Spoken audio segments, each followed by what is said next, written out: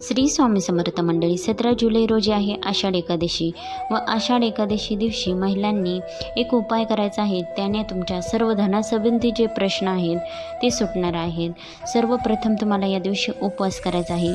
उपवास तुम्हाला संकल्प करूनच करायचा आहे व उपवासाचे सर्व नियमधर्म तुम्हाला पाळायचे आहे. नियमधर्म असे आहेत की तुम्हाला या दिवशी ब्रह्मचार्याचं पालन करायचं आहे, दिवसभर सत्य बोलायचं आहे आणि दिवसभर भगवंताचं नामस्मरण तुम्हाला करायचं आहे. रात्री थोडंसं तरी जागरण तुम्हाला करायचं आहे.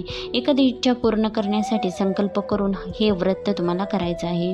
हातामध्ये पाणी, फूल, अक्षदा घ्या, नाव बोला, गोत्र बोला, गोत्र माहीत नसेल तर काश्य गोत्र बोला आणि आपली इच्छा भगवंताला सांगा व नंतर आपल्याला लक्ष्मी माता व भगवान विष्णूच्या मूर्तीवर दक्षिणमुखी शंखाने पंचामृताने अभिषेक करायचा आहे.